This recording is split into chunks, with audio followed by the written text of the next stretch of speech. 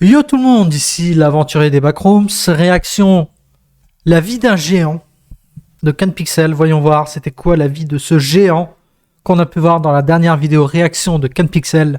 C'est parti. La vie d'un géant. C'est une vie géante.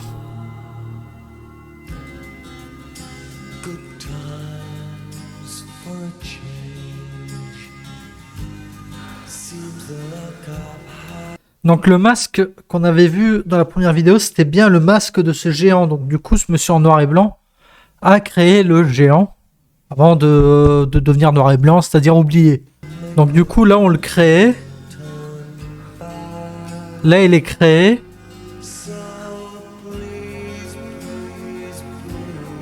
Voilà, il a aimé des gens. Il fait des parades.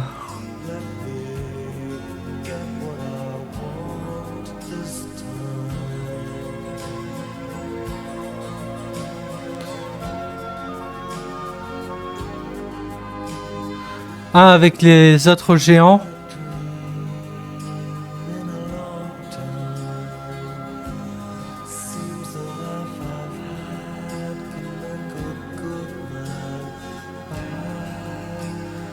Des artistes studio.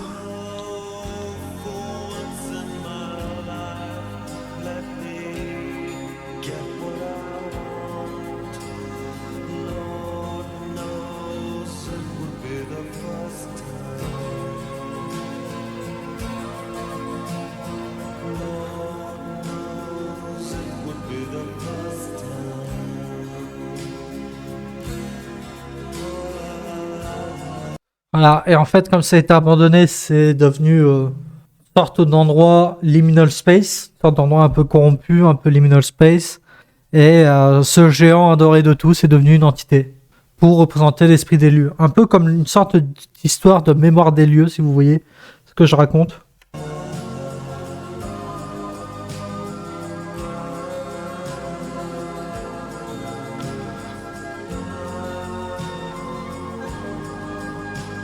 Alors de finalement faire flipper les gens.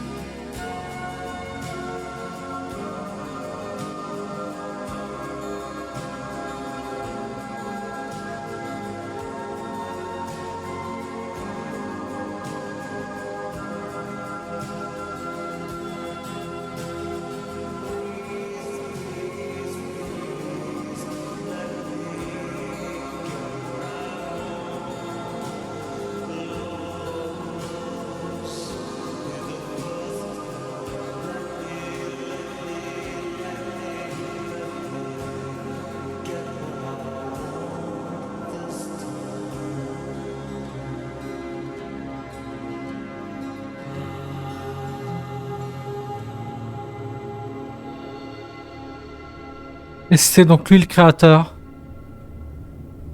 C'était lui le créateur? Ouais, ça m'a l'air d'être lui quand même. En fait, le seul truc qui diffère... Ah, c'est toujours un peu dur quand même. Hein, mais en fait, c'est la beubare qui va pas. Donc soit, en termes de costume, ça peut plus ou moins ressembler. Soit c'est le créateur. Soit c'est ce que le géant représente. Soit l'un, soit l'autre. C'est comme ça que cet endroit est devenu un liminal space?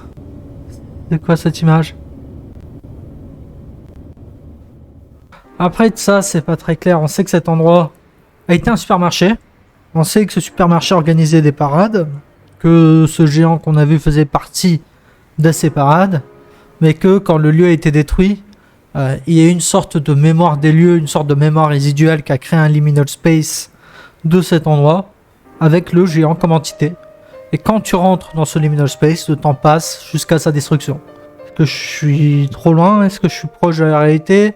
En tout cas, moi, c'est mon interprétation des choses à l'heure actuelle. Hein. Je ne prétends pas détenir la vérité. Ce n'est qu'une analyse de ma part en tant que personne qui aime bien les backrooms. Donc il y a toujours un peu cette vision backroom typée Liminal Archive.